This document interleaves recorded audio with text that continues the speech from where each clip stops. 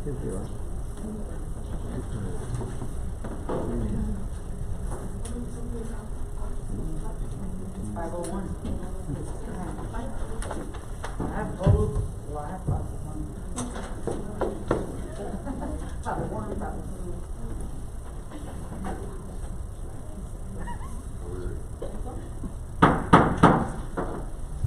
call this special meeting to order of the Board of Trustees. The date is May 20th, 2025, and the time is 5:03.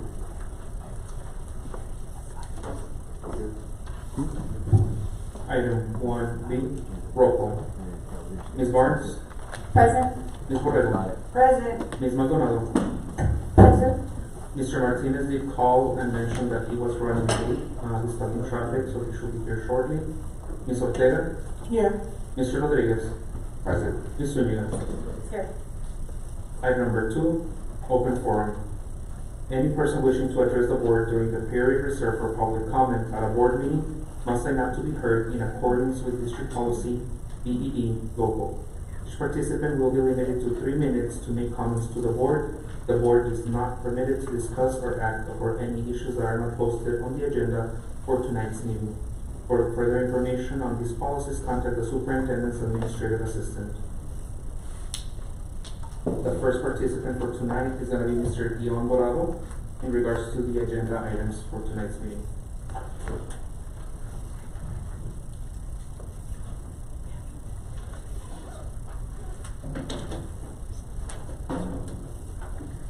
I'm going to make comments on certain items as they come up, and this is authorized by you, where I can comment on each specific item besides this one.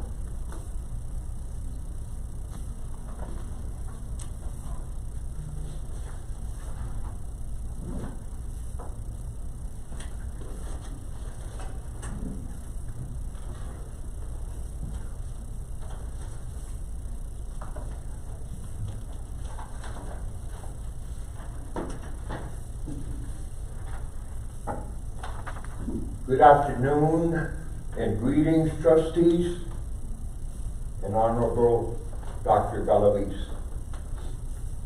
I will elucidate my concerns and the experienced conundrum over your qualifications to be a paragon in your responsibilities to us, the tax-paying members of this community.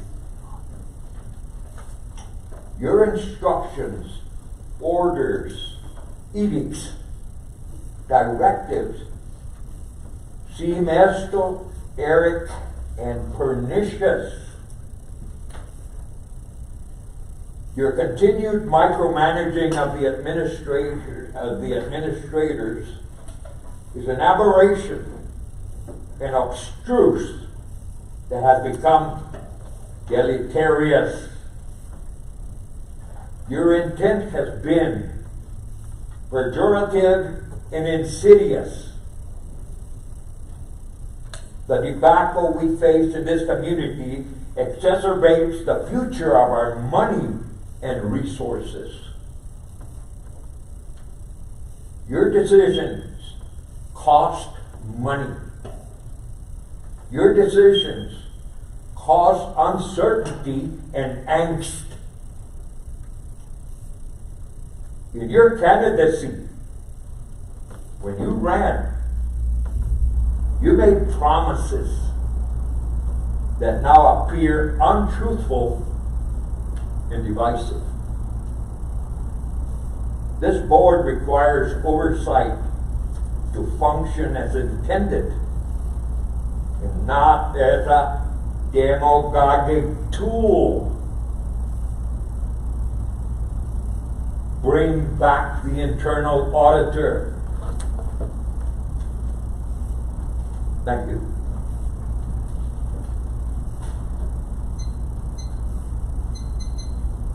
Next participant is Ms. Veronica Campbell in regards to items 3C and 3D on the agenda for tonight.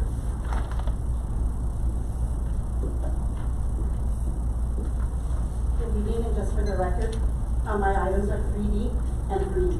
Oh, I moved them up, ma'am, just because the agenda changed from last meeting. That's okay. Good evening, Board of Trustees, President Rodriguez, and Dr. Galaviz. My name is Veronica Campbell.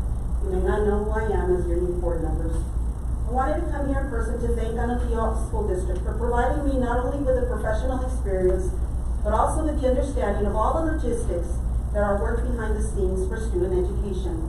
Dr. Galaviz, thank you for your leadership, and I worked under you, and I was very proud to say that. After seeing the board agenda items today, I wanted to inquire, but also refer to the Anapio Board operating procedures, and to understand how 3D and 3E, excuse me for that typo there, authorize the board to carry out decisions and possible actions for cost-saving purposes by the elimination of positions necessary for effective workforce planning, which requires navigating through more than 180 labor laws, aside from state compliance prior to onboarding, supporting the school district through proper risk management methodologies along with insurance obligations, and be ready for immediate emergency response to school district to support employees' consultations is vital, and it's vital to their operations. I researched the board operating procedures, board rules of conduct, and could not locate where and how positions necessary for district safety, compliance, and operations qualify for elimination. I did find the following reference within your procedures manual. Page 5 of the Board of Trustees Creed. Item D. As a member of Board of Trustees, I deal directly with the superintendent or through the board president, and do not attempt to handle school business matters with our district employees. I also want to remind you that as your webpage states, there is no place for hate. Unfortunately, these items seem that way. Thank you.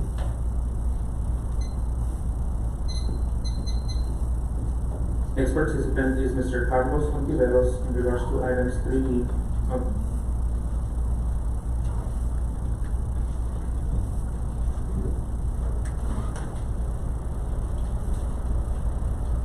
Good evening, CISD School Board. I want to speak about item 3B. My name is Carlos Ontiveros, and I have worked in Canopy ISD for the last 14 years. I started as an administrative assistant and have worked my way up to a senior specialist. I have given my best to this district. I enjoy my job and duties and have an excellent reputation with district administration, colleagues, and employees. I have no other choice but to speak tonight, since your decision may not only affect myself, but also my single-income family consisting of my wife and 2 young daughters. If my proposed termination was part of the reduction in force, I would completely understand. But this is not the case. What legal or local policy is Ms. Maldonado referencing to make a request? According to TEA legal policy BFPB reduction in force, the superintendent must make the recommendation to reduce staff, and the policy needs to be applied equally, district-wide, and follow certain conditions. This request does not follow this criteria. Since April the 10th, when Lily Maldonado made her discriminatory request to demote the chief HR officer, demote others in the HR department, and eliminate my job, I've had anxiety and not been able to sleep. Ms. Maldonado's request to terminate my position was not recommended by TASB, was not recommended by our superintendent or administration, and was never included in the reduction in force. Managing my daily responsibilities, including issuing contracts, organizing summer school, processing stipends, overseeing evaluations, developing job descriptions, compiling service records, hiring employees is challenging in itself. I consistently have had excellent performance evaluations. I help implement various programs such as the Texas Teacher Allotment, the UTEP Teacher Residency Program, the ACE Program, CREED, National Board Certification, and many others. I know I have a meaningful impact on the organization and contribute to the overall success of the district. Ms. Maldonado's demand is a personal attack and an abuse of power as a school board member. Ms. Maldonado is creating a hostile work environment and retaliating on the HR department due to reasons I can't disclose because of my position and their sensitive nature. I'm a professional and pride myself in my integrity and strong morals and treating people with respect and dignity. A disgruntled former employee who is now a school board member should not be able to negatively affect someone's employment and livelihood. This agenda item has caused a great deal of stress and is wrong. The HR department cut 2 staff members in 2024 and again cut 2 staff members in 2025. Each one of us in the department has taken on more duties and responsibilities without complaint. If this request was truly about cost savings, why focus on one of the smallest departments in the district? Ms. Maldonado's request does not comply with best practices for efficient operations for a district of our size. We must rely on the advice of a professional assessment of personnel staffing guidelines, instead of a proposal from a single trustee who has no experience in HR or staffing. I kindly request that you carefully consider the ongoing targeted discrimination by Lily Maldonado, along with all relevant circumstances before making any decisions regarding this matter. Thank you for your time and all you do for the school district. Next participant is Ruth Flores in regards to the HR personnel.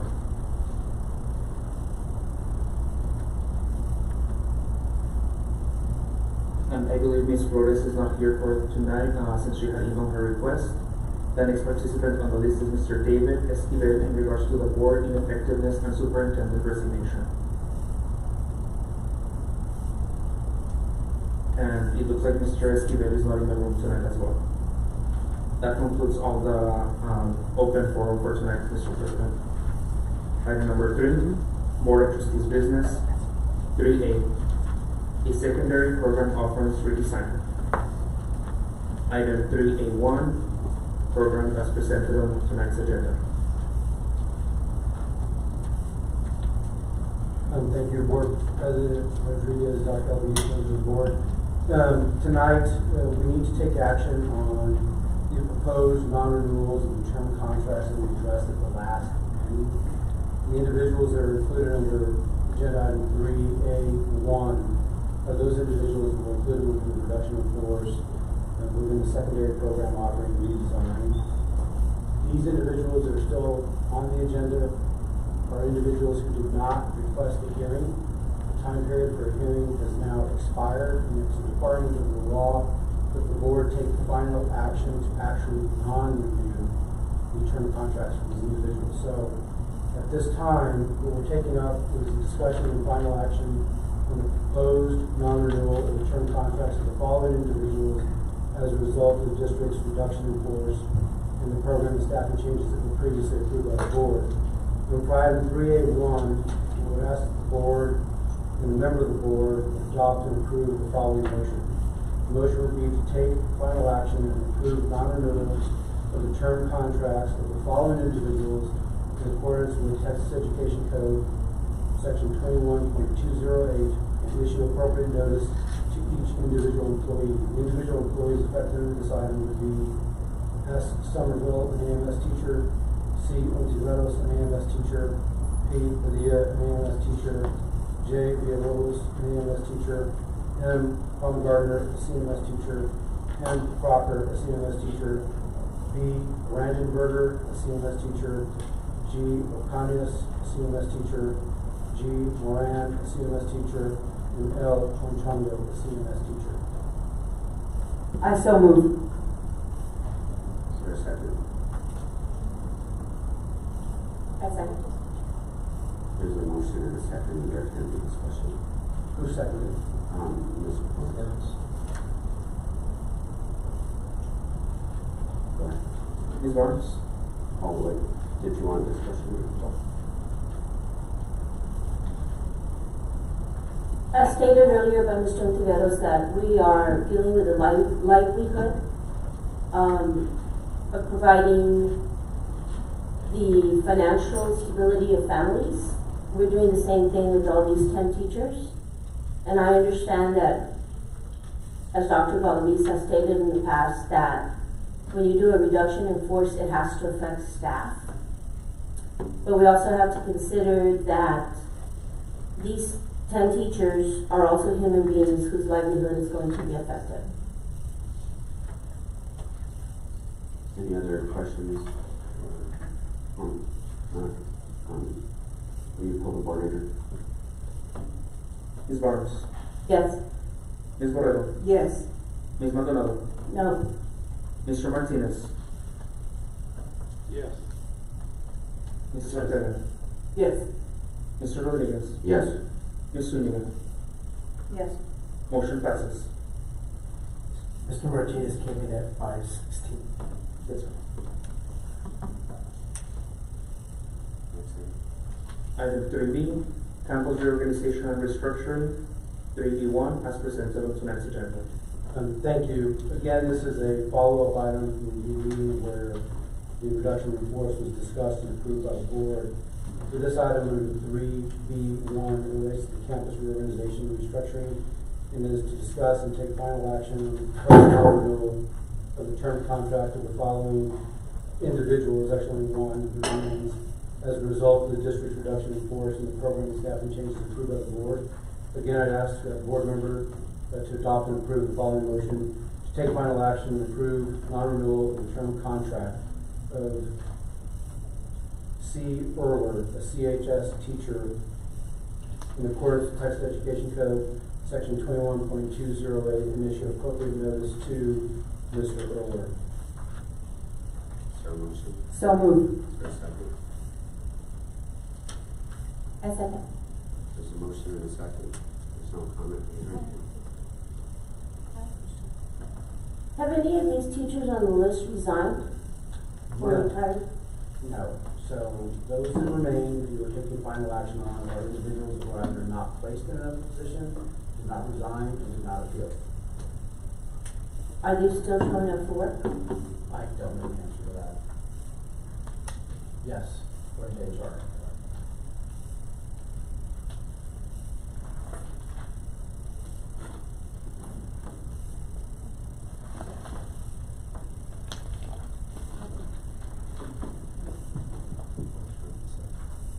There's a motion and a second. Adrian, can you pull the board?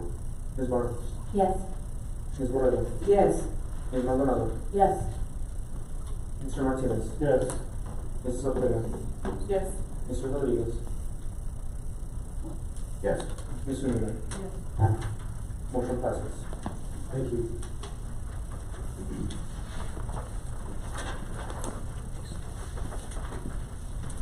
The next item?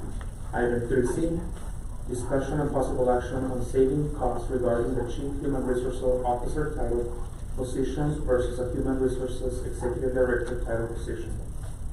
Mr. President? I'd like to speak to that. And first it's, I am permitted by your own items that you put on your website, where each person can comment on each item as it comes by. You wanna see it in writing? yes, but first it's a public meeting and well, No. I'm gonna ask, let me, Oh, you're switching it over to No, only I regular don't. meetings? no, I believe you are correct. I just want guidance, but does it have to, in regards to speaking to the agenda items, does it have to be in open forum and or? It can be when the agenda item Yeah. comes up. And so, okay, let's go first with the board's comments and questions, and then I'll allow it to, Actually, the public comment by individuals to the agenda item should come first. okay, perfect. Mr. Dorada? You are correct. Unless you're false advertising, you wanna see it? No, I believe you're correct. I mean, not that I believe, legal has. Thank you.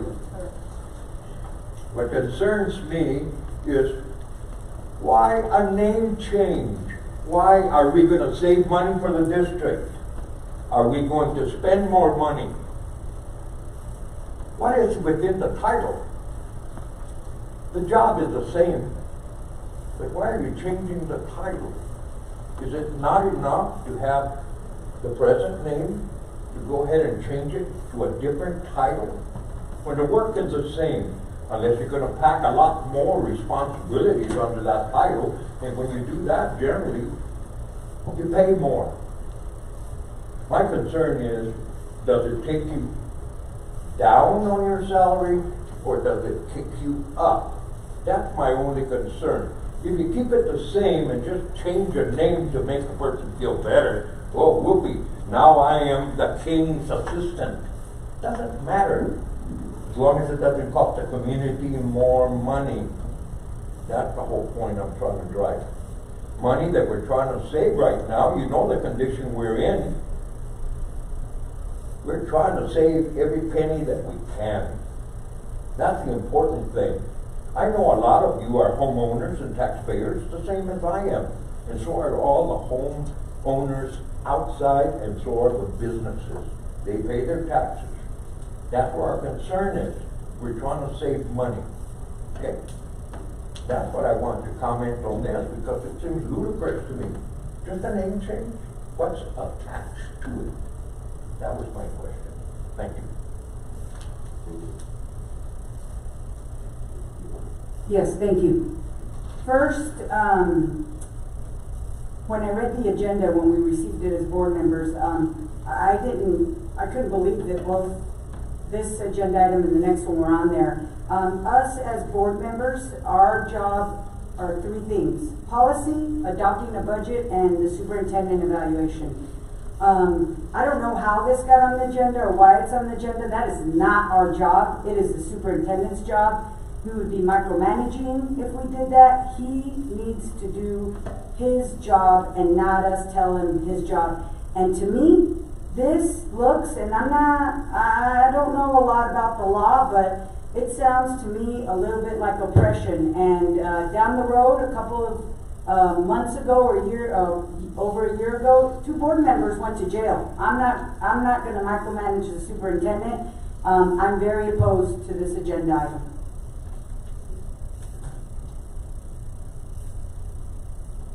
Anybody else? Yes, Mr. President, I have a comment. It's gonna be interesting how Mr. Dorado just mentioned if we're gonna give somebody additional money to rename this position. Obviously, we're not. It's also kind of interesting that we have a title, Executive Director. Now we need an Executive Director for Technology, an Executive Director for Finance. How many executive directors do we need to have? So how do we jump from director to executive director? And you're right. I don't like to micromanage. I think the CEO of this corporation, the superintendent, should be able to run this. Therefore, we need to have a balanced budget. The reality of things is that for the past 3 years, we haven't had a balanced budget. And guess what? The selling of the land every year has saved this district. It's a fact. We all know that. If we didn't sell that land, we would not have a balanced budget. It is what it is.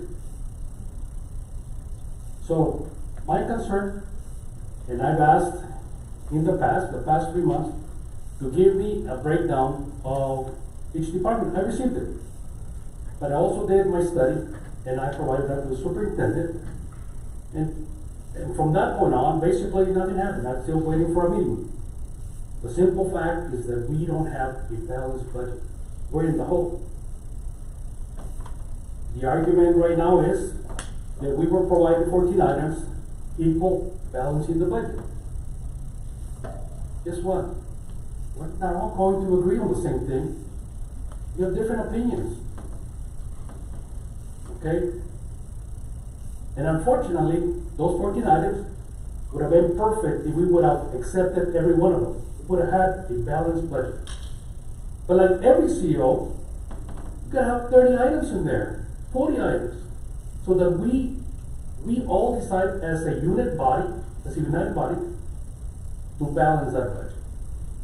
Yes, I like to know, and I like to, for the record, to establish, not have an executive director, because before we know it, we're going to have an executive director for technology, an executive director of police, an executive director of finance, and guess what? We're going to end up the amount of money that we're paying right now. From the comments, thank you. I would like to add another comment. I agree with you, Mr. Martinez. We need a balanced budget. And we hired the superintendent, we support the superintendent in getting us that balanced budget, but we can't tell him how to do that, because that is micromanaging. And so, you are right. If we tell him, bring us a balanced budget, and then we don't vote on the 14 things they bring us, then we gotta keep working at it. But we can't tell him how to, what to do with his personnel. That's dangerous. We're treading on dangerous water there. Number one, and then number two, I agree with you wholeheartedly that we need to take more steps to get that balanced budget, and it is their responsibility, but we can't do it by micromanaging. We're sending the wrong message, And, that's not our role, it's his role to decide about his staff. So, Ms. Borrego, since we eliminate these positions, obviously we are eliminating quite a few of them right now. Have you heard anything about coming up with ideas to balance the budget? Have you? Other than the 14, no, that is it. You're That's absolutely my correct. point. Yes, sir. And I completely understand. We just can't, we cannot dictate to the superintendent how to do it. He has to bring it to us. And so we're directing him to give us a balanced budget, and then we go from there. But to tell him how to do it, especially with personnel issues, it's dangerous, and I think it's wrong.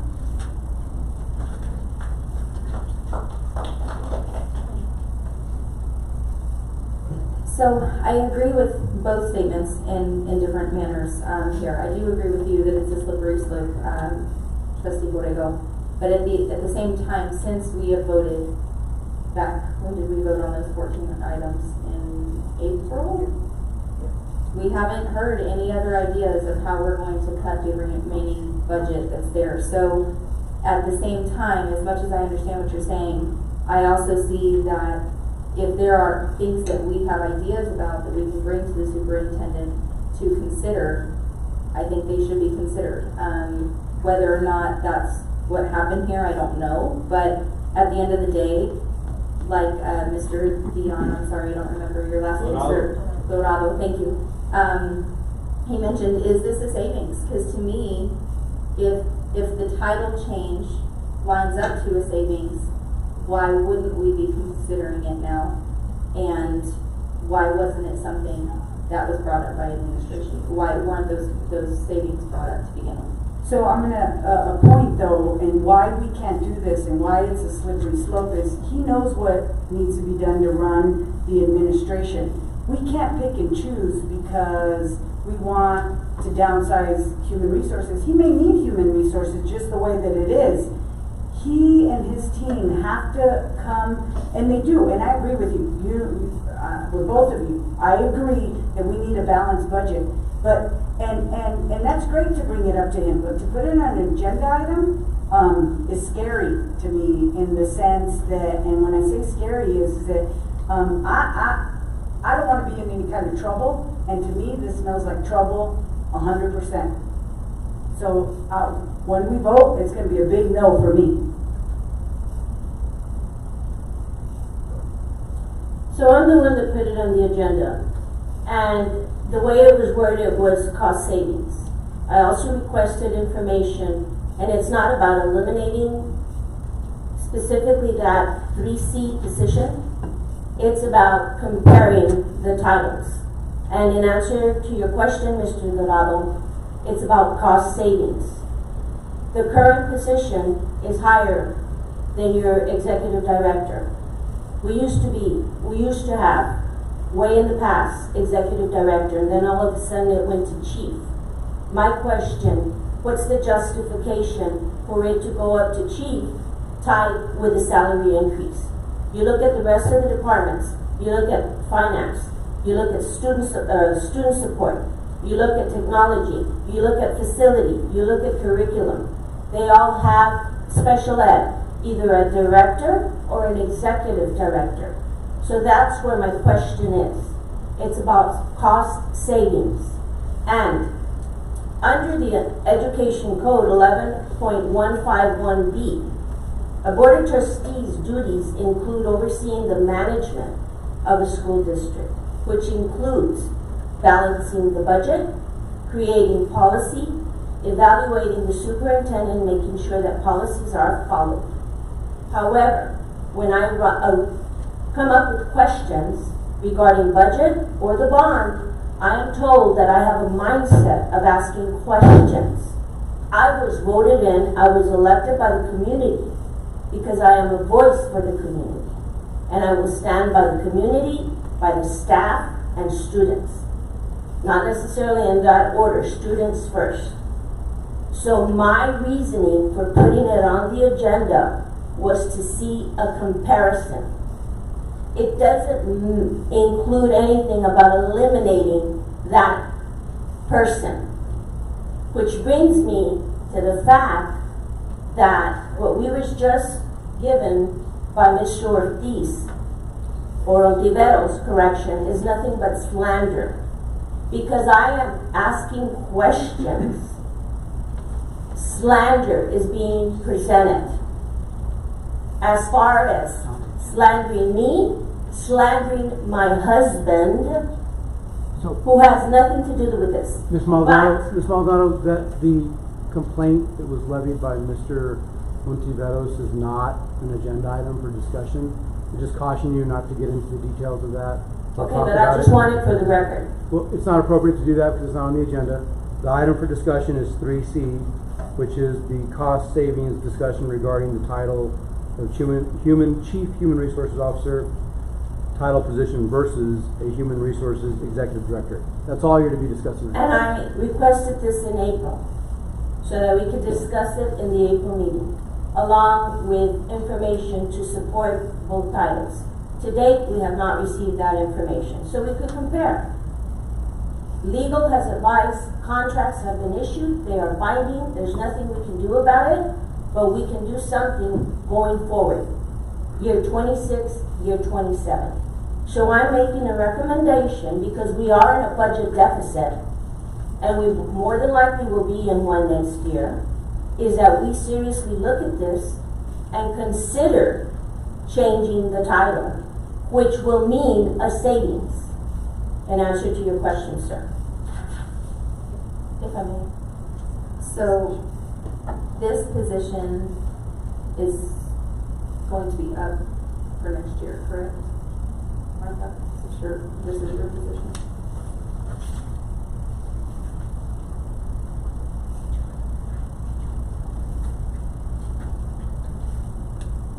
Yes, ma'am, could you explain that question again? So it's my understanding you are retiring, correct? You've announced that to the community. I have not submitted a formal. You have not, because I know No, ma'am. it has been announced at the campuses, so that was my understanding there. So I'm sorry if I said anything that shouldn't be said, but I know that the community does know. The community has been told. So if that's not correct, we need to get that out to the community. But my question is, if this position is not carrying over for next year, would that title change be an issue? Well, it's not our decision to make. But It's the superintendent's decision to make So a that was new one. That was my next question. Yeah. But I don't even think it needs to be the new one. So I was going to ask Dr. Galvez next. For the difference in titles, is there a difference of job description? Is there a difference of, what are the difference in the salary, so that we have the full picture that I feel like we should have had to begin with? It depends. Okay. It depends because of the market. I mean, this position was approved a while back ago. Mm-hmm. It was studied by TASB. We brought in TASB to analyze central office. We bring in the experts that know what chief or executive director does and doesn't do, so that all depends. So there could be a difference in job description between the Chief Human Resource Officer and the Human Resource Executive Director. Yes. Okay. And would you find that there has been a difference in those two positions? You filled both, correct? You switched from one to the other? That's correct, yes. And were there a difference in job descriptions? There is a difference. Okay. So in regard to this, I mean, I think it's been stated tonight that this may not be the best thing to consider for right now, or we may not be able to because of contracts, but if that information could become available to us and what the job descriptions are and what that savings would be, I think that would be important for administration to look at those cost savings if that's a good thing for the district. Yes, and so then this would be effective the 26-27 school year? Right, I'm assuming because this year, well, that's why I had my question about. Yes, the contract 25-26 school year has already been locked in with the Okay. contract. But Then in that again, case, then yes. it's something we need to propose, whether Yes. it's to Dr. Galaviz or the new superintendent, And because it's not our decision to make. Exactly, I agree. May I intervene? Let me just real quick, in regards to the agenda item, we're talking about balancing the budget and some of the other items that are coming up. I think it's important, if that's what we want to do, we should have had a conversation about balancing the budget and not certain items individually. in regards to some of this is, we can't tell the superintendent how to do his job. And so that's pretty much what the other items are. It might even go higher, let's be honest. A new superintendent might come in and reorganize and create one operations and one academic and do whatever, and it might change. But that's not our role to tell the superintendent how to do that. And so I think our focus should be on balancing the budget, and that's the conversation we should be having. So may I intervene? My address to both you and Dr. Galaviz on April 10th was, since we are still facing a budget deficit, would it be possible to place on April's board meeting agenda discussion and possible action on saving costs regarding the Chief Human Resource Officer title position versus a Human Resource Executive Director? And that I would like the board to be provided with the job duties under each title mentioned as well in Thursday's packet. I have not received that. But this is, again, because we are facing a budget deficit. And under Education Code, it says that part of our job is to oversee the management of the school district. It's not micromanaging. It's like Ms. Barnes said, possibly making recommendations on how we could possibly have some savings. And when we talked about the RIF, Mr. Armando specifically said, when this was presented to us in February, about the recommendations RIF, or talking about there was going to have to be a RIF too. He specifically said, RIF will take place at central office first, with campuses and least impact on students. Okay? We were given 19 positions at Central, but we don't know what happened because some of them were placed elsewhere, and so I'm confused as how is that a cost savings? 3 that I know of are losing their job at the end of June from Central Office. But the others, we haven't received any feedback on it, which we might not need. I want to go back to the agenda item, going off on a tangent. Well, I'm just clarifying the reason that You know, the was reason asked why for. we're all dressed in the same jersey is because if it's HR today, it's going to be finance tomorrow. You know, someone else. You know, so I just, again, this is according to Steve, according to our legal, this is something that you can do, but again, it will affect 26, the next 26, 27. 26, 27, school year. So if you want to change the title, change the title. But I don't recommend it. But again, you as the board, if you feel it's whatever you're reading, the management, I view it as micromanagement. But again, that's your purview. You serve at the will of the board. And I clearly understand what legal has recommended, specifically saying we can't do anything about it now, but in your own words, moving forward, we could for 26, 27. And if you recall, Adrian, I'm hoping you're recording it, I said that we move forward with this because there's nothing we can do about it now. So we move forward and look into it for 26, 27. And I just have a comment, because I agree with you, Ms. Maldonado, on some of the things that you're saying about we have to balance the budget. My whole point on this is that we cannot micromanage the superintendent in the sense we can't tell him how to do his job.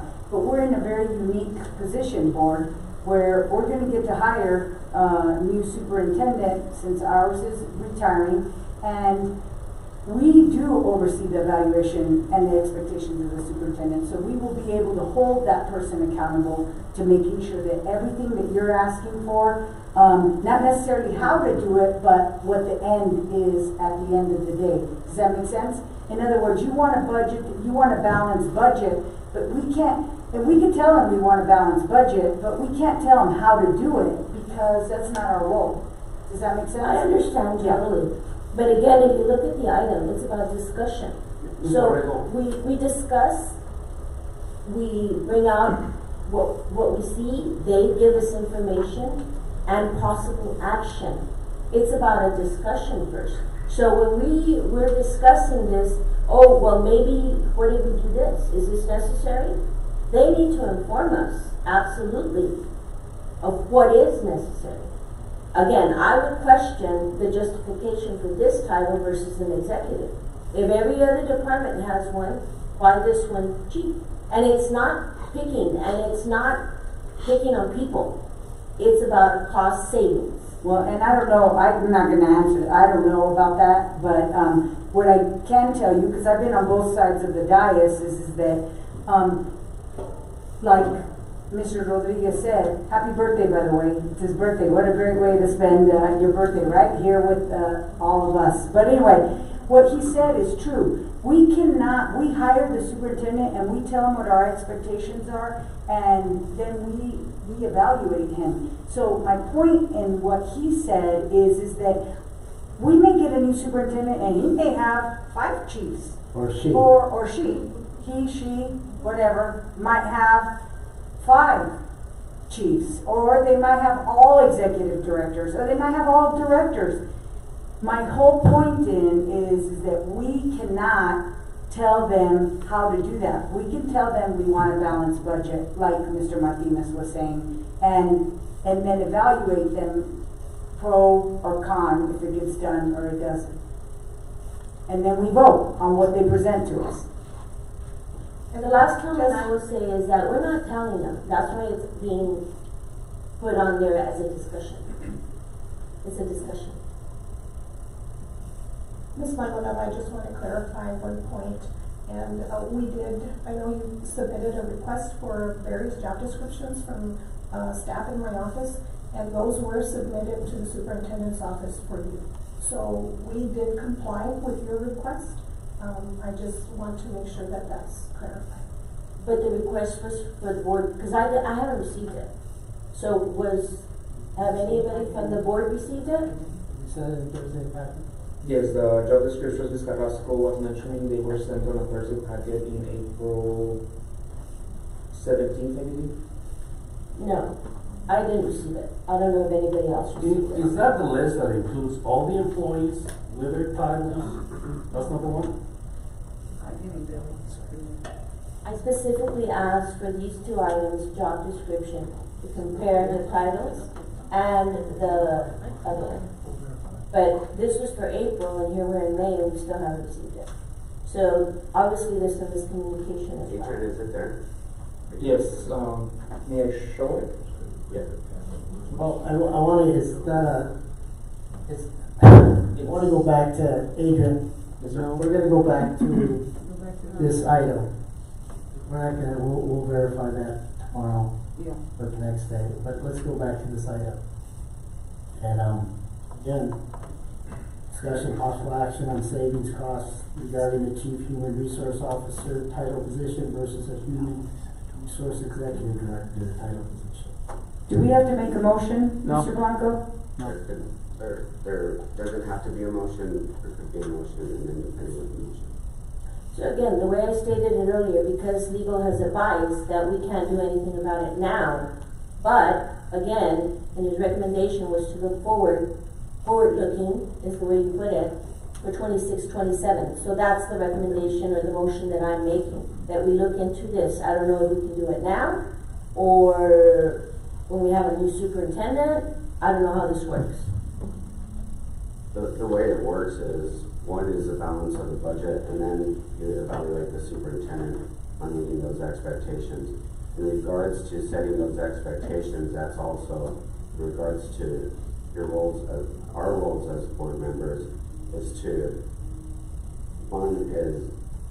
address those within that time frame. So we still have to have a budget workshop, that we could have those conversations in regards to balancing the budget. But this item, even whenever it's taken, it's not in our role in some of these items, it's not in our role as board members to, yeah, we could have an agenda and we could vote on it, and then guess what? There could be other unintended consequences when we do that. And so we have to first learn our role as board members and meet those expectations. So what I'm hoping is, and what we talked about previously too, there's still a lot of moving parts. I believe the House met today. I don't know if they're gonna vote on, HB2, but depending on when that comes about and others, we still have a lot more to discuss in regards to balancing the budget, and that's what we should be focused on.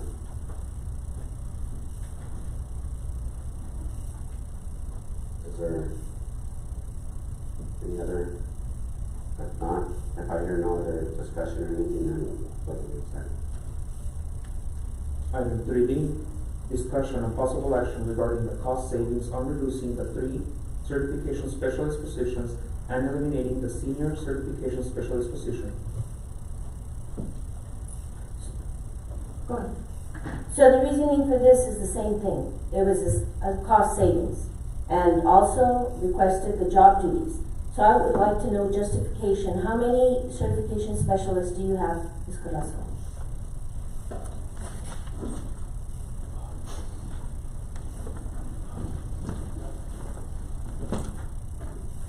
I have an elementary and a secondary, and I have a senior that oversees and does a lot of my surveys and reports. I've sent those job descriptions, Ms. Maldonado, for you to review. In those job descriptions, you have on there as hiring and firing. Is that part of their jobs? They do the hiring. They do the hiring? That's correct. Okay. So the justification for having one secondary, one elementary you set, and the senior. The job duties that you sent was not specifically, this is the secondary, this is the elementary, this is the senior. There's one list of job duties, and again, going to legal, there could be a financial analysis done to see if the jobs or the roles are redundant. So I'm assuming by the information that you provided me, even though probably the others did not receive it, which was requested for them as well in the Thursday's packet, it seems that the job is redundant for 3 people. And it's not. But anything that goes out in the Thursday packet, my understanding is that every single board member receives it. So that is my understanding. So once I turn it in to the superintendent's office to go on a Thursday packet, then all of you should be receiving it. Okay. Anybody receive those duties for the certification specialist? I did not. No, I did not. I would like to make a comment, please. And I don't want to beat the dead horse, and I am in agreement with you. Again, I want to put that, but this is not our role. The superintendent decides, he may say he needs 7 certification specialists to run his HR, because that is what we're evaluating him on, and that is his job. It's not for us to tell him he needs 2 or 3, because he has to get the job done. And he may say he needs 3 and he only needs 1 of something else. It's his role as a leader, and I think it's the same as, and I understand the discussion piece. I think it is so important that now that we're going to get a new superintendent, that we set those expectations and we do the evaluation. But to tell him, I want this, I want that, you can have that conversation with him on a Wednesday or Thursday or Friday and say, hey, what are your thoughts on this, this, and this? And he or she can evaluate that, but it's his team, and we're holding them accountable to his evaluation. We can't, this is not our role. And again, it's not about an I thing. I'm looking out for the community, the budget, and like I said, students first. We're cutting down teachers, we're eliminating programs that are affecting students. That's the first impact. Yet, we're top heavy here, quite frankly. Community knows it. And so justify for me the salary of a senior certification specialist. Why is it more than a 25-year veteran teacher with a master's degree? Who sets, the board sets the salaries for everybody, for all the employees? The Board of Trustees approves the compensation package every year when we propose one. Of course, we haven't had one in the last 2 years. We do have TASB come in, and they do evaluate our positions and compare them to other districts, neighboring districts, and also to districts comparable to our size statewide. And that information is processed And at the same time, it's brought before the board with our new pay scales. If our pay scales change as a result of the evaluation that is done with the salaries, our new pay scales would come to the board. Pay, if the superintendent recommends a 2% increase, 3%, whatever the percent is, that is applied to all employees. And at that same time, all of that compensation package is approved by the Board of Trustees. Therefore, job titles, pay, salaries, all of that is approved by the board.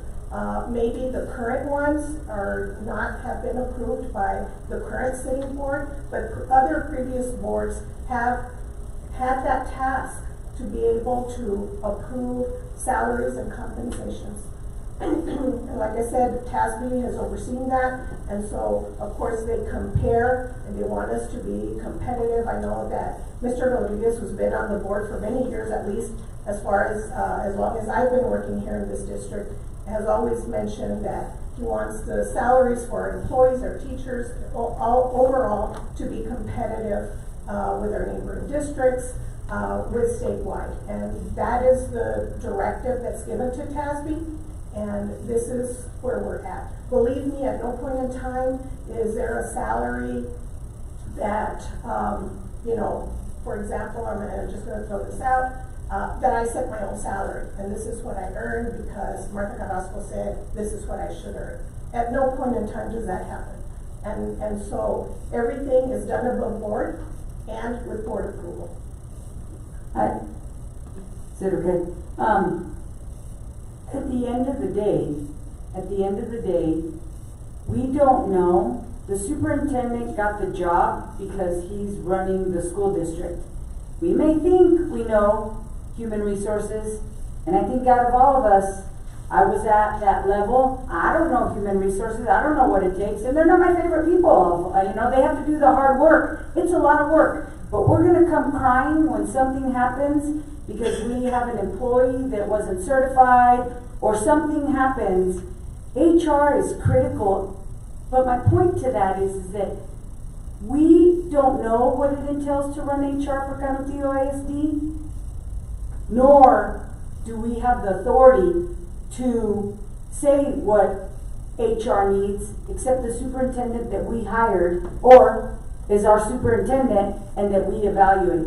If you want it to change, then you put it in his evaluation and we hold him accountable to those standards.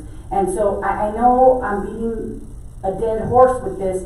It's a slippery slope because we cannot ask him to do his job and then tell him how to do it. And I'm going to leave it at that at the end. And so we have to be careful.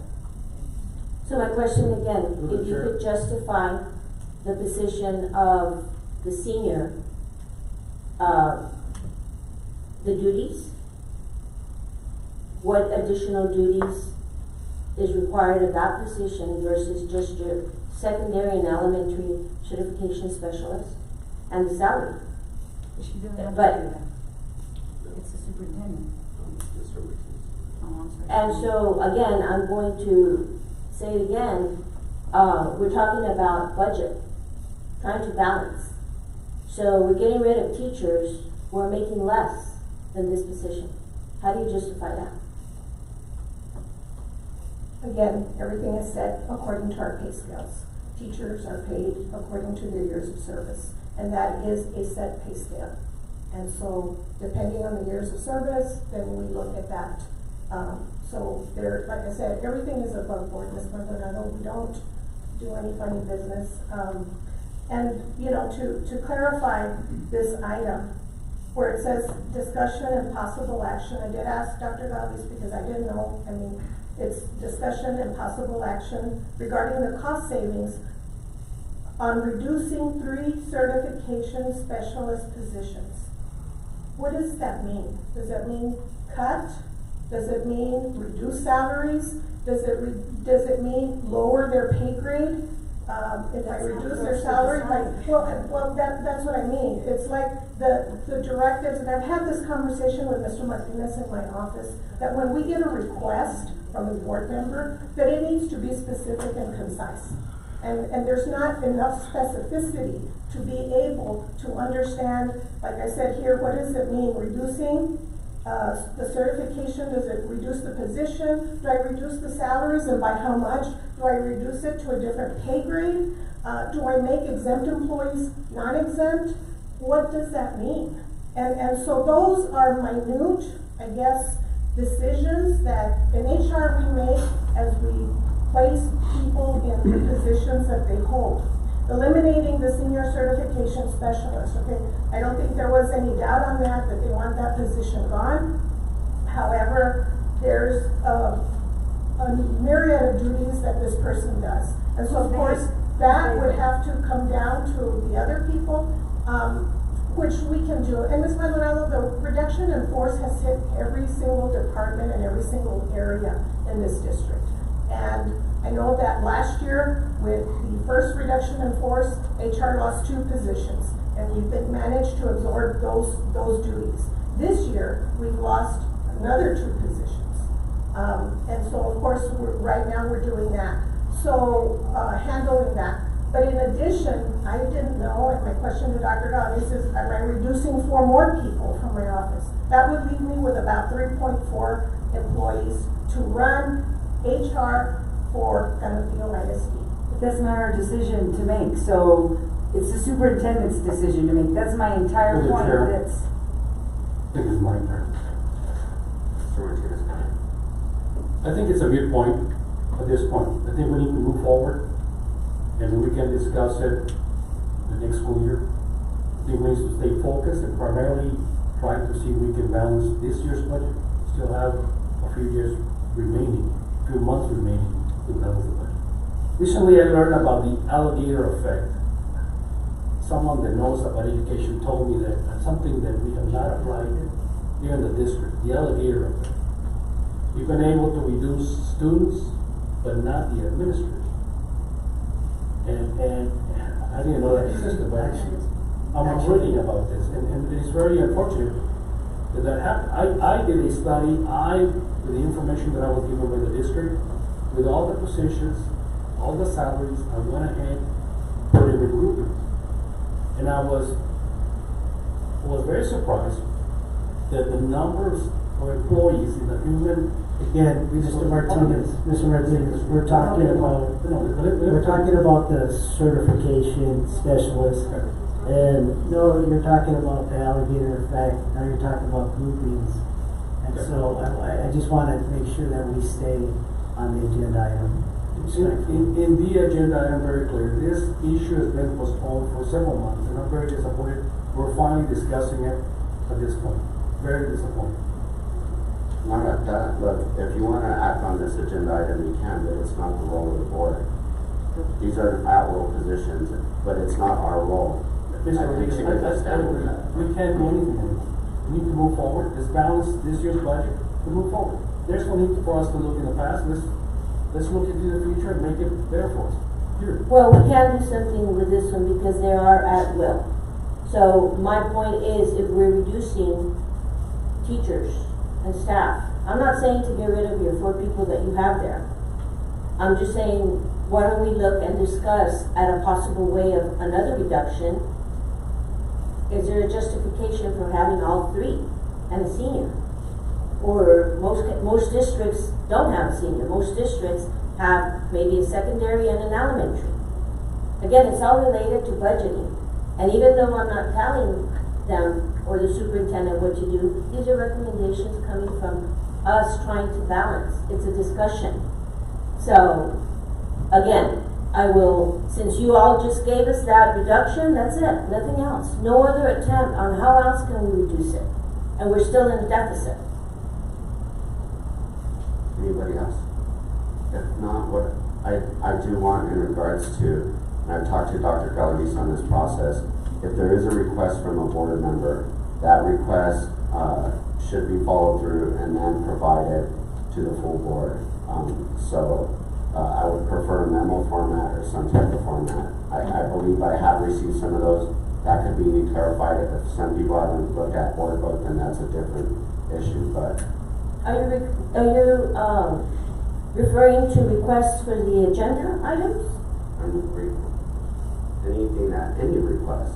If there's a request from a board member. Well, I don't think that's the agenda items, because we do have another agenda item on this.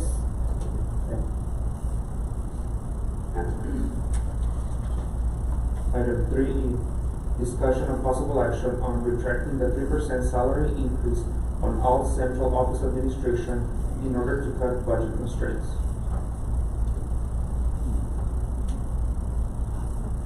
Mr. Dorado, do you have any comment to make on that agenda item, sir? Yes, I do. That's item number 3F. Yes, sir. 3E. Run an election. That is the only way where you're not going to be in a situation of nepotism. No, sir, this is for the 3% Wrong one? salary increase on all central office administration. The 3% raise. Sorry, I walked out, came back in, and I'm lost. Thank you. Why don't we That's the comment next on one. that That's the one? next one. Get people elected only. This is on number 3G? 3E. We're on 3E right now. E. Yes, sir. Okay, for the record, I received the information I requested from Dr. Galaviz regarding potential cost-saving analysis on April 22nd, the same day as our regular school board meeting. It was too late for me to ask for the item to be pulled from the consent item, which is C1, approval of contracts for administration. Ms. Carrasco also told us that it was imperative that these contracts be submitted and finalized by the end of April. So I was informed as well that the contracts have already been done and that we can no longer, do the 3% salary increase retraction. Is that correct, legal? Yes. Okay. So that would have been a cost savings of roughly close to $47,000. And the way that I see it is that it would have been a little bit that we could have taken off of our shortfall.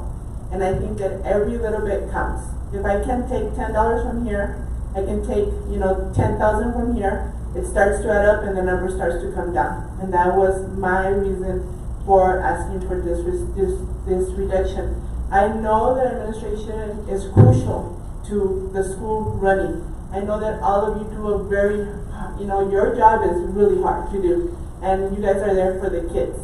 I understand that. But we are on a budget deficit. And my idea, I talked to Dr. Galaviz about it right after, I brought it up after that meeting that we had.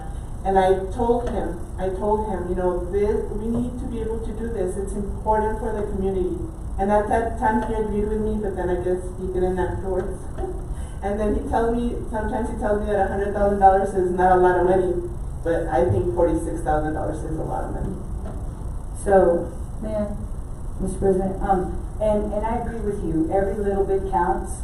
I think that once we give somebody a raise, we can't take it back. They build their lives around that. Maybe they went and bought the car for their 16-year-old or whatever. They got the new water heater or the new roof. I think we can't take it back, but I do think that we need to be smart that when we move forward that we're aware of the raises. If the administration recommends a 1% raise or a 0.5 or a 0, we need to listen to them because they're the experts. I do agree that every little bit counts and that will help us as we go forward. But to affect people's lives, as Ms. Maldonado said, everybody, whether they're administrator or not, a teacher, they're human beings and their livelihoods count on that salary that we don't know what they've adjusted their lives to with that. So I think we have to be careful in that, but I do think that moving forward, we need to be very aware of what we do and in our belief system of what we think is right so that we could save that money. Dr. Galaviz, I have a question for you. Do you, right now have ideas of how you can, bring down that budget deficit? The ideas that I gave you, That's all you have? You have that's all nothing I else have. for us? That's all I have. Right now, we're looking at 1.5. Looking at, adopting a $1.5 million deficit. But I talked to Mrs. Pulley and she said we're at a 4.8 budget deficit today For this school year. for this. But you didn't ask about next school year. Your question. You'll be adopting a $1.5 million. And the year before that, we adopted a 2.7. 2.7. Right. Yes.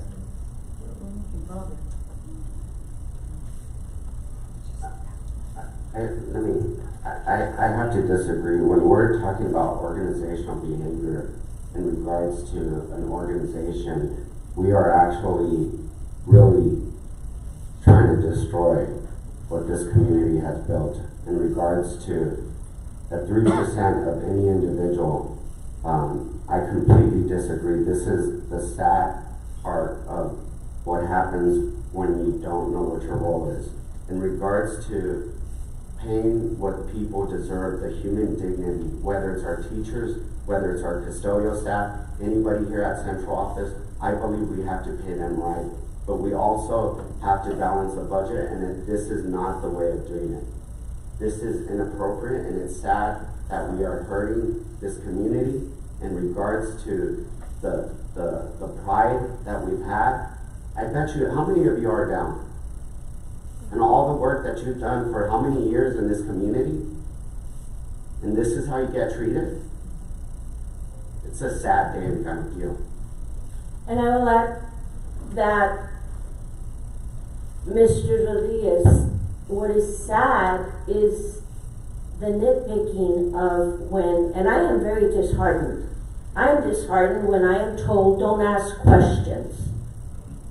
These questions don't pertain. It has to do with budget, it has to do with the bond, and you were in that meeting. Don't ask questions. You have the mindset of asking questions. I'm a board member, and I'm going to ask questions when it comes to the budget and the bond, because students are first, and I will disagree with you. The community, they barely passed the bond, meaning they barely gained some trust. And for us not to ask questions and now to be turned down because we're asking for items to be discussed, we're just shut down completely. Shut down. And this is the mindset of how it's worked in the past. And because now we are asking questions, we're getting this. So no, you go out to the community and you poll the community and you ask them. You ask them, Mr. Rodriguez, if what we are doing is right. We know our duties. We know specifically our duties. And none of us are going to do something that is going to cause us to get in trouble. Because we've read the policies. We know education code. We've been through trainings. Trainings that not everybody has attended, I might say. So we know. But what's disheartening is that, stop. This, you don't need to know. You don't need to be asked these questions. That's disheartening.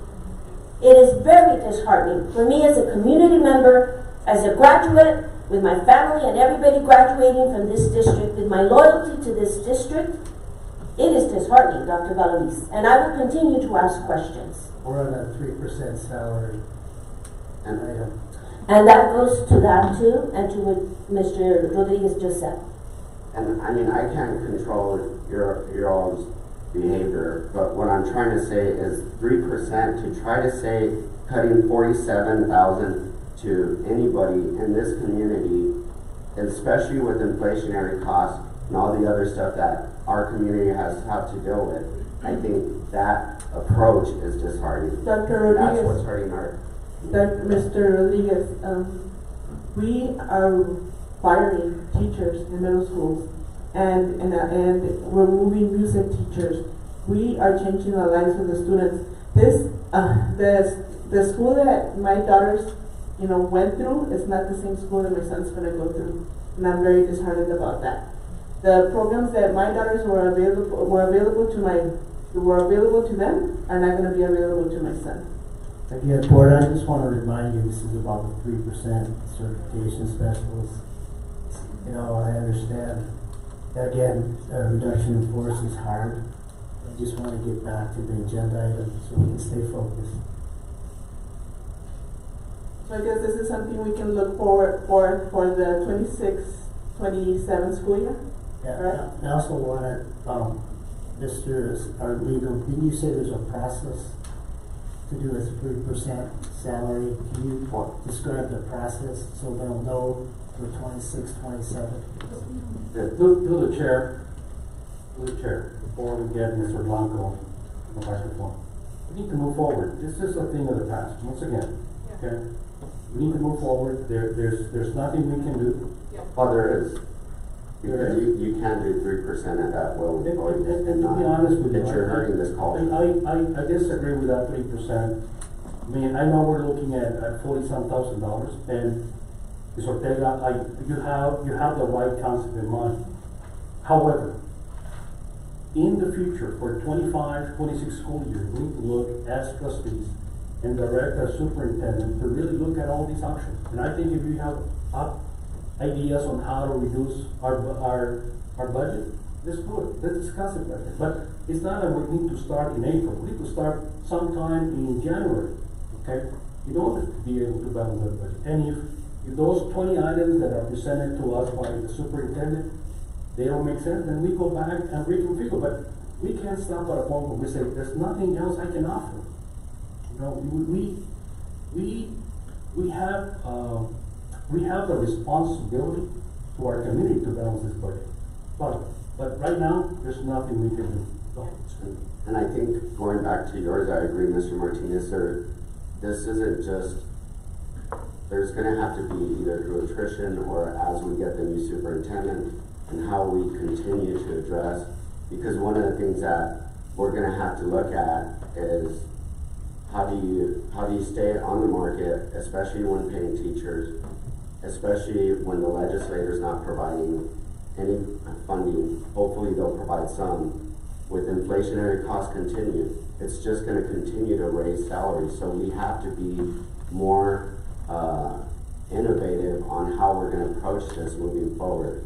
I mean, it starts today, we've done some work and we're gonna have to continue. It's not just, we'll see when the budget workshop comes about, where we're at. We'll have a better understanding of where the state legislator's at. My biggest thing is when we're looking at organizational behavior, something I studied in college, this really affects not only how we're perceived, if people want to come work for us, and losing talent. We're going to lose talent and we're going to continue. So if we keep down this route, it's not going to be a pretty picture for this community, and it's going to take a long time to do that. We've been down this road before. I agree with you, Taiwan. I agree as well. And all I'm going to say, Mr. Rodriguez, is when you're talking about organizational behavior, we have to reflect on our own behavior and how we post on social media, backslashing other board members. That's all I have to say. Well, transparency is one thing too. Exactly. I am here for accountability and transparency. And again, I will vote and I will speak my mind. I am not anybody's puppet. I have my own mind. 3%, it's not going to happen. You know, we're beating the dead horse again. But for the record, it's about accountability, transparency, balancing the budget. Nobody is going to sway me to vote one way or another, not even you. Thank you. Do you want me to discuss that? No. Yes, no. No. Okay. Thank you. Thank you. Next item. Item 3F. Discussion of possible action on creating a new policy concerning how trustee vacancies are filled specific to elections. I'd like to speak on that. That is a very important issue for you to tackle, because you had Blanca that resigned even though she was reelected. Who made the decision to appoint a replacement. I feel bad you didn't appoint me. How do you like that? And so do many people feel the same way I feel. I've given a lot to this district. Time, money, sweat and tears. How come I didn't get picked? I know the law, believe me. I didn't make it to become an attorney, but I know the law. I wanted to bring peace to all of you. And that means put it on somebody else's back. Why are you going to saddle yourself up to nepotism, favoritism, and all the other things that could be levied against you? Let the people who are paying the taxes decide who the replacement is going to be. That is the best way, and that is the democratic way to do it. Think of yourselves where you sit. You're sitting in an extremely responsible position. You took an oath. And you want your next door neighbor, the other trustee, to have had a chance to be recognized by the community and elected to work with you. Not against you, and not your rubber stamp either, but to work with you. Cada cabeza es un mundo. Everybody is different. So let's not bring somebody in by appointing him that he only thinks or she only thinks like me. That's Robert Stampers. You want an individual who can think for themselves. And I love it the way you are discussing right now. Reminds me of the board meetings of the 80s. The only thing you're not doing is like we used to do in the 80s. They'd get down with the public and they would punch it out. I used to be a deputy sheriff that used to be there making sure they didn't. But that's the way it was. Good communication, good examination of each individual's ideas. That's what makes a good school board, is everybody thinks for themselves and contributes. And that takes it to the next item. Okay? Be yourself. Bring in your ideas. You don't need two people to agree with you to bring an item to the agenda. Do it by yourself. You're the individual. And take care of it, and the community appreciates that. Because they know who they voted for and got you in. Okay? Mr. Chairman. Mr. Dorado, just to correct something. You're not permitted to do that. Okay, so just to clarify for the record, as far as the vacancies, the way we did it for this. Can I go first? Okay, you go first. So I am requesting this item for consistency and fairness. After the election in November 2022, Mr. Sergio Coronado stepped down, leaving his position vacant. The board at that time chose not to elect the fourth person with the most votes. They chose to conduct interviews and elected Mr. Cimental, who was Mr. Coronado's relative, who came in close to, if not last, with the votes for that election. Fast forward to November 2024, and we find ourselves in a similar situation which an elected board member chose to step down. This time, interviews are not held, but the fourth person with the most votes is elected. I would like for us to create a policy so that we don't, do what Mr. Dorado just said, where there's favoritism or anything like that. I would like a policy that stipulates what we're going to do when we're in that situation. Whether it be that we're going to choose the fourth person with the highest votes, or we're going to hold elections from here on. We choose tonight as a board. Is it legal? Is there any suggestions that you could make as to how we could state that? Can I, First discussion? Oh, let us have some discussion then first and then. So, my understanding is that to hold an election would be very costly. And so I think that the way that we handled it this past time is a democratic way, as Mr. Dorado also said. because you're going, if the person decides, whoever came in third, decides to step down or not take office, change mind, whatever, then automatically the democratic way would be to go to the fourth person. So my recommendation would be to stay with the democratic versus appointing. I agree with you.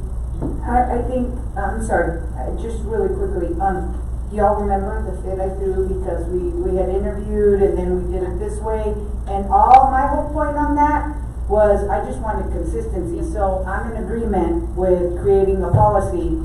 Not this time we're gonna do it this way and this time we're gonna do it another way. We gotta do it consistently.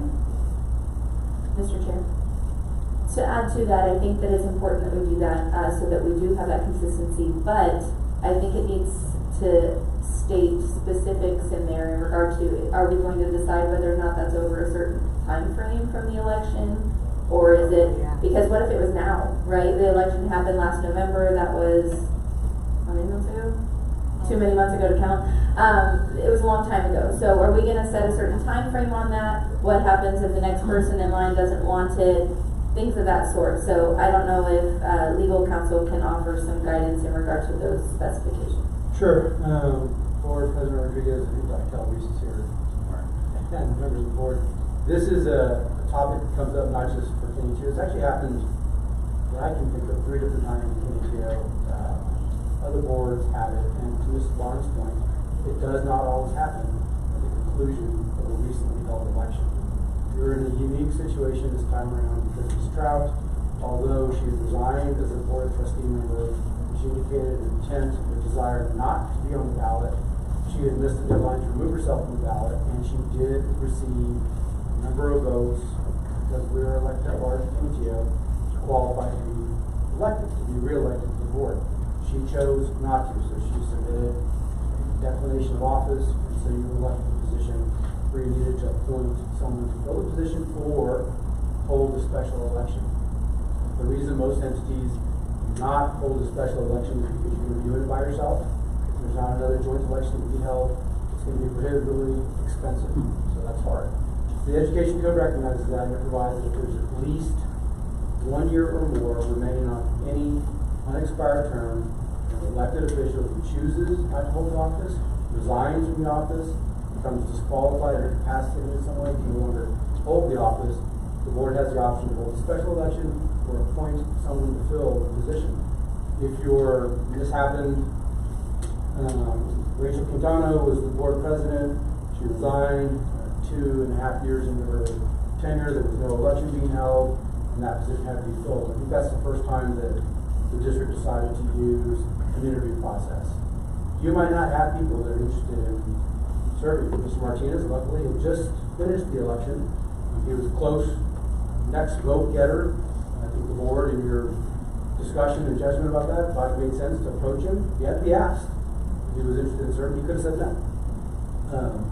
That is a process that you can use. The other process that was used that I mentioned before, when somebody like Ms. Quintana resigned, when Mr. Coronado became elected to the County Commissioner's Court, you didn't have an immediately close election, so you go through the process of interviewing people, making a No, decision. it was, I got elected. Yeah. I don't remember, maybe I'm wrong about the timing. It was exactly like Mr. Martinez said, So it wasn't, and we've talked about this, it wasn't about that. I wanted consistency. So you can do the interview process, and other governing bodies, not just school districts here in county, have done that too. It's up to you. It's board choice, but to Mrs. Barnes' point, you might want to build in language as to how and when you're going to use an interview process versus an elective process.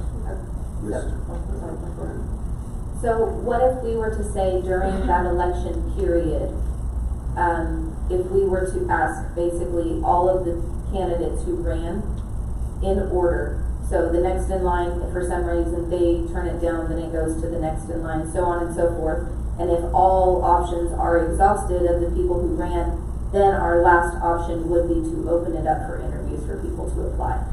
Is allowed? Yes. I feel like that would be the most democratic way to do it. And in regards to that, I think at the end of the day, it comes to the majority of the board. I rather with one exception, if you make a determination to create and enact a policy, you have a policy in place that would guide whichever, whether it's you all or different members of the board, have a policy. I think what Mr. Rodriguez is gonna say is legally correct. The board, although it shouldn't, can change or ignore policy anytime you want. Waive, if you want to use a better term. I'm not suggesting that it be done, but it's possible. The problem is, and it's not the fourth, it would be the next in line, and then depending on the year. I don't mind either way, that what's gonna happen is, if it were to come, we even had a split vote on even appointing, it just changes, so it's just, it is what it is when it's in that area. I would prefer it to go to the election, but of course it depends on the cost. And I think that's something we need to discuss, and I'll put a future item. Mr. Chair, I have a comment, and I have a question with Mr. Blanco. Mr. Blanco, when I ran for office, I only wanted to serve 4 years. And it appears that now I'm be running again if I want to run for office a couple of years. Right. One of the possibilities, and I talked to, at the state level, that the district can create a policy that whoever is next in line can serve for 4 years. That's incorrect? No, the election code governs that, and it provides that if you are appointed, you must run at the next regularly scheduled election for that governing body, so it's the next trustee election. You don't serve the full term. You run until you hold it until the next election, or if the election has already passed, it's until the end of the expired term. Even though you're next in line Correct. to get that appointment? Yes.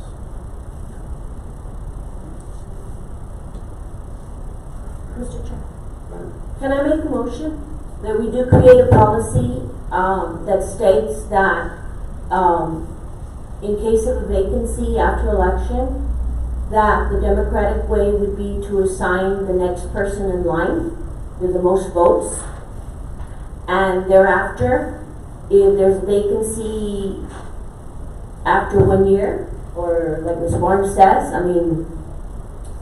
that we go down the line and we ask those that ran, because quite frankly, they might not want to do it again. That's not my motion, I guess, yet. It's discussion. They might not want to. But by asking all of them, we've given them the opportunity to say yes or no, and then finally do the appointment. So I don't know how we can put this into a motion. Well, I would suggest that if the board, I think, Mr. Ortega asked for it to be on there, if your idea is you want to see some type of policy, it really needs to be drafted. Administration and I can take a crack at putting something together and bringing it back. It's not urgent, unless one of y'all tells me they're going to resign sometime soon.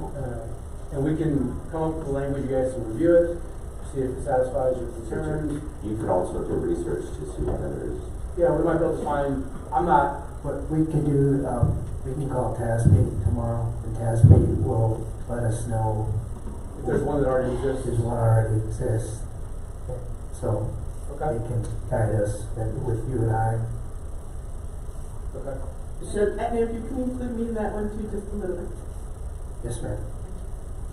so with that, then, for the record, it's that administration will contact TASB to find out if there's a policy already in place on filling vacancies for the school board. So I would suggest that the motion from you all be to direct the administration to research and come back with a proposed policy to address filling vacancies when trustees resign or no longer in office. I make a motion to ask administration to research to see if there's a policy with TASB and with the intent of doing it the democratic way, not by appointment, not by going down the list. Making sure the community's voice is being heard. So we need a second if that's the motion. I'll second the motion. Any other questions? Adrian, pull one. Ms. Barnes, Yes. Ms. Borrego, Yes. Ms. Maldonado, Yes. Mr. Martinez, Abstain. Mrs. Ortega, Yes. Mr. Rodriguez. Yes. Mrs. Zuniga. Yes. Motion passes. Next item. Item 3G, discussion and possible action on changing policy so that a trustee can request items to be added to the agenda without two other trustees' agreements. I'd like to speak on that.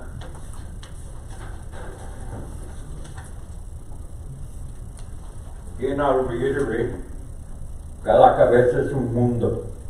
You should never limit yourself that you gotta have your two partners tell you how you should think about the items coming up on the agenda and how you should vote. That's pressure. You come up with your own idea. If you can better this district with your own idea, it should be you that puts it on the agenda. We've got all the time. Don't worry about us staying until 3 o'clock in the morning like a lot of times we have had. It's business. Don't give them And I like your ideas. I want to hear your ideas. Because one of those ideas might just be the one that elevates us a little higher in this district for what we are here for. And that is the education of our children. So please do that.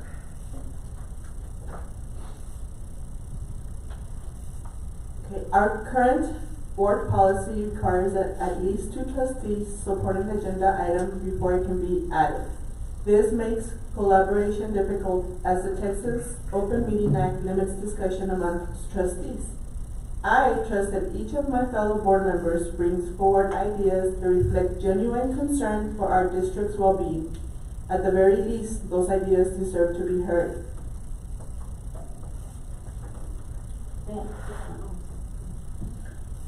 So, according to the education code, it states that a board of trustee may request anything to be placed on the agenda without getting an approval of other board members.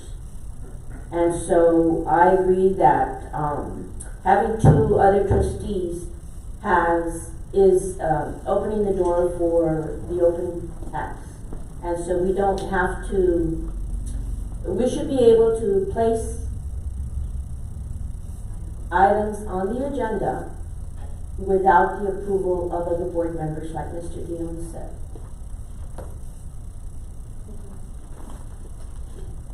So I pulled from roles and responsibilities of individual school board members from TASB's website. And it reads on page 4, placing an item on a future agenda. For districts using TASB policy BE local policy permits a single board member to request that an item go on the agenda for an upcoming meeting. In planning an agenda, the superintendent and the board president must ensure that all trustees' requests appear on the present agenda, or a scheduled for future agenda. No item may be removed from an agenda without the permission of the requesting trustee. The Attorney General has noted that a board cannot adopt a procedure that has the net effect of precluding individual board members from placing an item on the agenda. A Texas Attorney General opinion number DM-0228 in 1993. So I'm not sure why this is even a policy of ours, and it's something that I have had questions since I started, because I can't ever get an agenda item on the agenda. So I do have questions about why this is. Your policy BE, TASB local policy BE, it tracks what Ms. Barnes says. The problem is that the provision for allowing a single board member to place an item on a meeting agenda allows for some control, and I'm not going to get into the politics of it and your personal relationships regarding it, but it allows the superintendent and the board president to have some control over the meeting agenda. If the meeting agenda is jam-packed and there's some item that they want to remove and they remove it, it just has to be scheduled for a future meeting. And it's going to be sometime reasonably in the future. Now, it would be in violation of that opinion and the spirit of the law if a board president or a superintendent said, I'm never putting your item on the agenda. I don't care how many times you ask, I'm not putting it on there. They couldn't do that. So, In order to address that, this board, some time ago, revised policy BE on a local basis to provide that the board president cannot remove an item that is requested by at least 3 board members. So Mr. Martinez, Ms. Barnes, and Ms. Zuniga, Mr. Martinez says, I want to talk about turf at the high school. Okay, calls up to the superintendent, he says, nope, not a good idea. Mr. Rodriguez, nope, not a good idea. All you gotta do is reach out to Ms. Barnes and Ms. Zuniga and say, would you support a request to discuss turf at the high school? They say yes, you communicate to them, it has to be on the agenda. Under your own policy, and the board president and the superintendent have no authority to remove it from that agenda. That's the way this policy is structured here locally. That is completely within the board's purview to determine if you want to keep that or if you want to change it to some other event. So, if I may, if I have requested an agenda item with the superintendent and board president, and I don't hear back from either of them in regard to whether or not they say yes or no to my agenda item, I am under the impression that they are saying yes and it will be on the agenda. You might And be then- able to stop the card into the policy. So they don't have to tell me, no, I don't agree, so that I have a chance to go to 2 other trustees. So that's my issue with this agenda item, because the lack of communication, either way, just leads to honestly, misjudgment on my part as somebody who's requesting the item, because I don't want to bother by asking 3 or 4 times, which I have done and still gotten no response. So that's my issue. I think that this needs to be changed, where I, as a board member, can request something to be on an agenda item that I feel needs to be discussed without the permission of someone else. I understand that there are times where things are going to be delayed. I was supposed to actually have 3 items on tonight's agenda that are not on it because of miscommunication, is my understanding, of whether or not I had the other 2 trustees in agreement.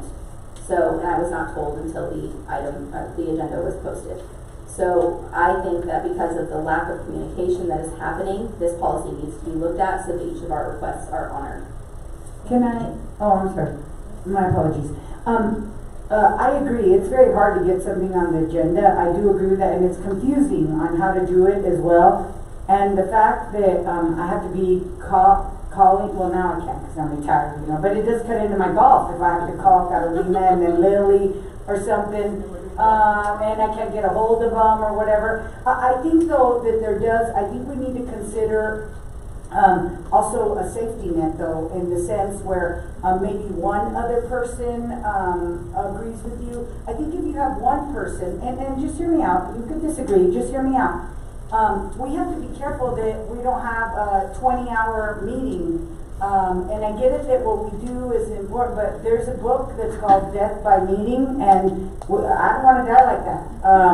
So the thing is that we have to be mindful of that, but I do think that we have to create a process where what's this step and what's the next step, and then how do I know that my agenda item got on there? So, and I'm not saying I'm brainstorming up here, but I do think there needs to be a better way. Mr. Blanco, is there not something in that policy also that states that if the item will be removed by the board president, he needs to inform the trustee that requested it, that it will be removed? When there's 3. When there's 3. So, but how can it not go on the agenda if the policy has 3? So we've been all following it, and then we got accused of open acts. So that is misunderstanding, I think, by some of y'all board members. I was asked to give an opinion about whether or not certain communications that we made could open the door for somebody to complain about that. And I said yes, and I gave a full summary of what the Open Meetings Act says about walking forums. I am of the opinion that that has not happened. Nobody here is engaged in a walking forum. Huh? Hopefully not. Well, from what I've seen, I would not hold that opinion, but the idea behind the concern is that when trustees are reaching out saying, I would like to have this item on the agenda, what do you think about this? And then a discussion, and that trustee that was sent to responds, oh yeah, that's a good idea. I feel the exact same way. Then that trustee sends it to another trustee. Hey, we're thinking about adding this item to an agenda. What do you think? And you start having a discussion about it over email or text message. It looks like a walking forum. So It shouldn't happen though, it ought to be as simple as my example. Mr. Martinez saying, I want to talk about turf at the high school. Will you support it? That's the only thing that needs to be asked. Once that is done, and you have 3 trustees, it cannot be removed from the agenda without the board president. It says, without specific authorization from those trustees to remove from the agenda. That's to make sure that it gets on the agenda. You don't have to have that though. If you want to make it one trustee, make it one trustee. That's up to you all. There's other districts too that also require a certain amount of caseload that way. So I think. Local policy is local policy. No, I know, but that's what I'm saying is maybe what we have is look at the item that we had previously to go research and then come back with a better policy. Or can we just do it tonight? Just ask for the policy to be changed to one person requesting item? I would make a motion to allow 2 people to allow that request, and I would say that you would have to have, El Paso has it, you have 12 days to request it and to add the language that is, but it's all convoluted because it's not written down, but that would be my recommendation. I would recommend, so I would like to make a motion that we create a policy, that states, and it is being supported by the Education Code, that any trustee can request an item to be placed on the agenda. I second that motion. Well, to be clear though, so you're referring to that provision in the Education Code. The agenda, are you saying if you ask for an item on the agenda for the meeting that's coming up, it must be there no matter what? No. They can tell you that it won't be on this agenda because of whatever, but it has to make an agenda. Is that what you're saying? Excuse me. What I'm saying is that I would like a policy that states that any board of trustee can request an item to be placed on the agenda without the approval of 2 others. And if the agenda is going to be removed because of the length of the meeting, that trustee be informed by the board president for his reason for removing it. What if the trustee says, I don't care, I want it on the agenda? That was going to be actually my next question, because part of the issue that we discussed earlier is that you guys wanted the agenda items in April when we were discussing budget, and so now discussing them is useless because they're no longer able to be done. So I know those are totally different things, but just a scenario. So if it is time sensitive, does the trustee have the option to say, no, I am requesting that this be on the meeting because of this reason? I would be willing to, it's all about negotiating. I wouldn't feel comfortable with my vote, as Mr. Duran says over there. I'm good with that. I think that, yeah, sometimes we miss agenda items because they're not put on the agenda. I agree with that. I do think there needs to be a safety net. Would you consider 2 board members? That's easy. Hey, Brianne, I want to talk about turf. I would never want to talk about turf, but just say, hey, Brianne, I want to talk about turf at the next board meeting. Are you in agreement?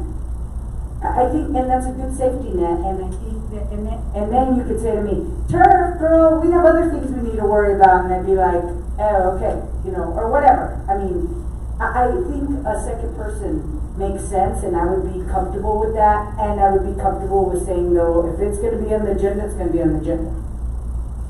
And so if she says no, then you go down to the next person? Yeah, until I get the answer I want. No, I'm kidding. Yeah. Well, no, I'll reflect. Hopefully I'll reflect and say, well, yeah, maybe we don't need to do turf, or maybe we do need to do turf, and I'll ask Lily, or I'll ask Mondo, or I'll ask somebody. I do think that we have to have one person to kind of bounce back off of, but I do think that once you have the 2 people, it goes on that agenda, even if it cuts into my golf game, the board meeting. That's mine. Well, I don't know. So let me, Tomorrow. redo this motion.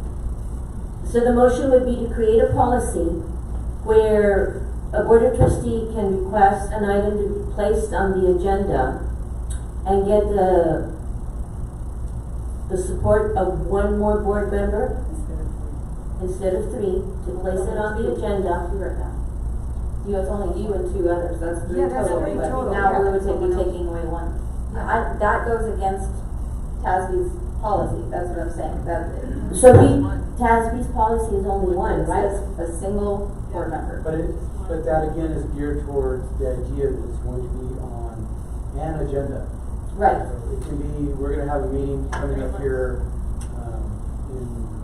in next week, right? Next Yeah, Tuesday. so, well, regularly for that, pick July. Right. If somebody says, hey, I want this on the July agenda, and for whatever reason, the administration and the board president say, no, I don't want it on July, I want it on August. They just move it to August. Right, and it specifies in there, no item may be removed from the agenda without the permission of the requesting trustee. So it's not saying, hey, we are going to remove your agenda item. It's, hey, we want to move your agenda item because of X, Y, Z. Are you okay with that? And I think that opens the door for us working together and being more, I guess, collaborative with each other instead of just telling each other how it's going to be. You can do that. I think we should just follow this. I think so, sure. Yeah, if my motion would be to follow what's in the TASB policy and that is backed up by the Attorney General's opinion in law. I second the motion. I'm sorry? With two. It does not say two, it says I mean, I single trustee. have a quick comment. I mean, I agree. I'm okay with what Brianna's saying, but I think we need to be careful with the item that we're gonna add on the agenda. Because you can have 5 items, you can have 5 items, I can have 3, you can have 3. We're gonna be here for a very, very long time. So I think we need to be careful with whatever we're gonna choose that we want, and it has to be something important that has to do with our students. It has to, because, you just gotta be The reason- very careful with that too. If I might. I just wanna say though, but and then we have to, prepare for the meeting. So you have 7, you have 3 items. That's 21 items.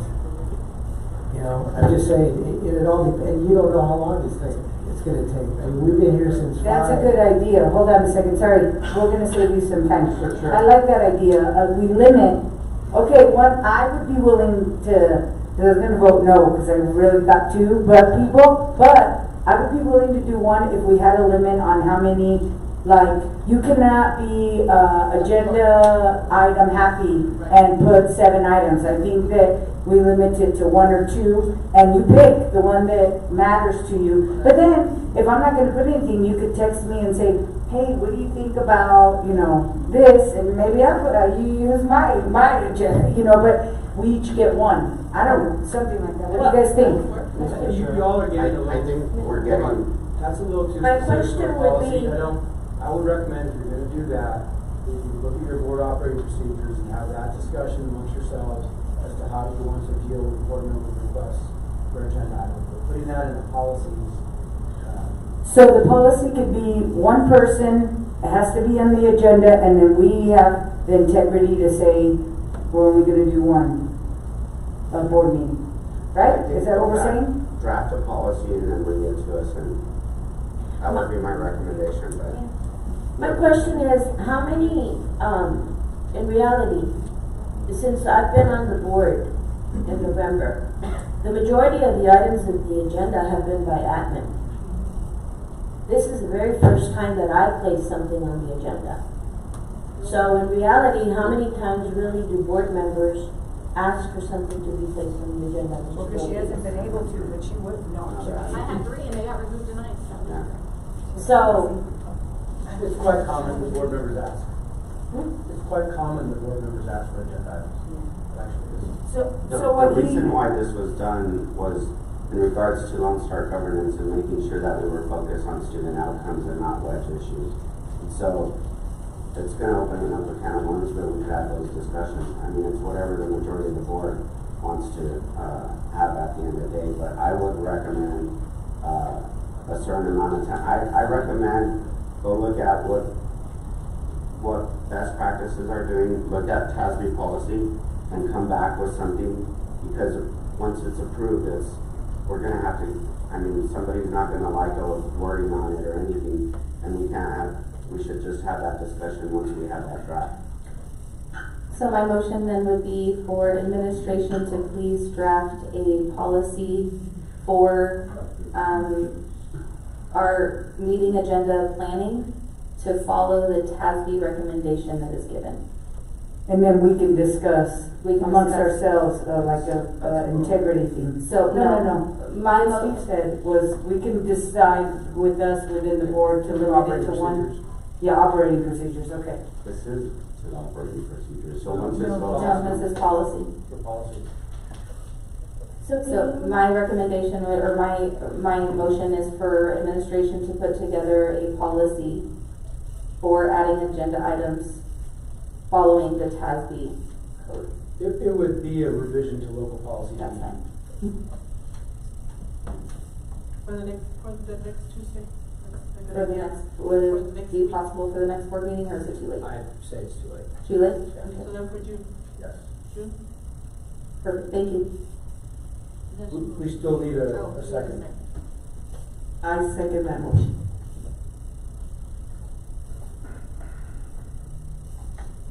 Ms. Barnes? Yes. Ms. Borrego? Yes. Ms. Maldonado? Yes. Mr. Martinez? Yes.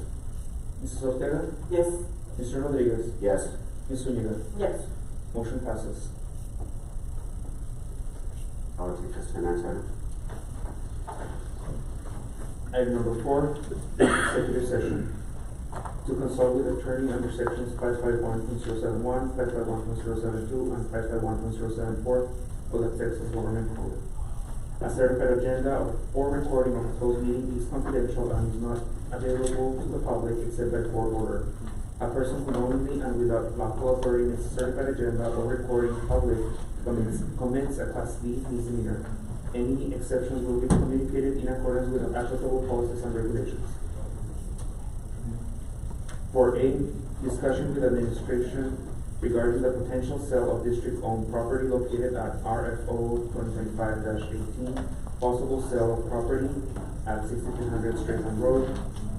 4B, discussion regarding possible amendments to the contract of the superintendent of legalities to include retirement plans and amendments to current contract of employment.